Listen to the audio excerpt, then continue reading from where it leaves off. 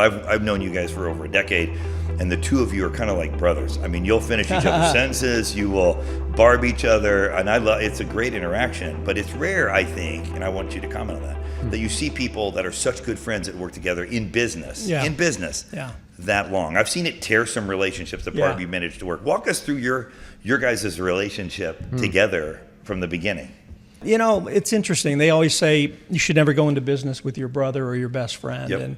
And it's probably good advice for the most part. But really, if you check things at the door and you respect each other for their strengths and their weaknesses, you know, my whole life, I've overachieved because of other people. You know, I've always covered up my weaknesses with great people. It's a good leadership. That's a good leadership tip. So, you know, I read that somewhere. I didn't come up with that. But when I had the pleasure of founding and starting OsteoRemedies, you know, I got things kind of off the ground, had an idea of where I wanted to go, but was really fortunate that Eric became available looking for his next opportunity. And I asked him to just help me think through things.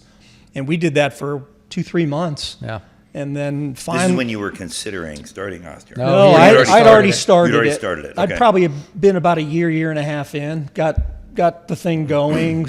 Hired a bunch of distributors. Started selling, and then when Eric was president of Wright Medical, and he was deciding, okay, it's time for another opportunity. He started looking. He had great opportunities, so I kind of stole him for a little bit. You know, like I as my friend and as a colleague and as someone I really trusted in the orthopedic total joint space, because I was in the spine space for 15 years before I started OsteoRemedies. And so Eric helped me think through a lot of things. And really, in the 3 or 4 months where he was really kind of consulting as a friend, you know, I just kind of asked him one day, I said, why don't we just do this? Let's just do it. Let's check our friendship at the door, check our titles at the door, and let's be partners and let's do this. And 13 years later, in our case, 11 years later.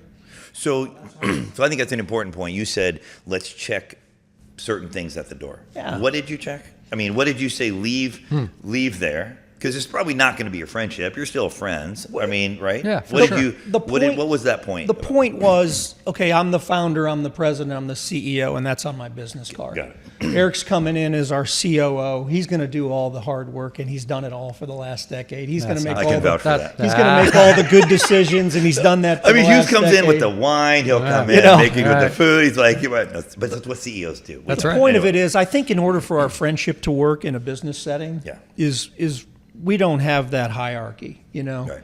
We're partners in this. And we decided this together. You know, early on, we kind of looked at the org chart that we had, which was like 3 people, and we said, well, someday we'll have 50 people, and let's divide it. You know, okay, I'll be in charge of these 5 things, and you're in charge of these 5 things.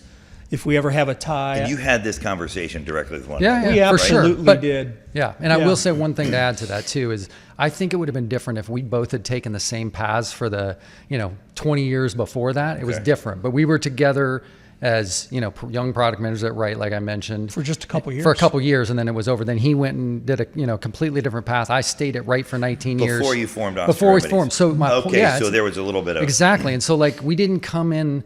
Even though we'd remained friends, we didn't come in like-minded and say, this is going to be a groupthink thing. Like we've had plenty of experiences where we've like called each other out and said, I think it should go this way. No, it should go that way. And we come up with what we think is the best decision out of it. But it's not just a bunch of... That's the best way to come to a consensus is to hammer it out. And that's what I mean by checking it at the door is don't worry about titles. Don't worry about who's in charge. Don't worry about all those things they teach you to do in business school or in the military. Right.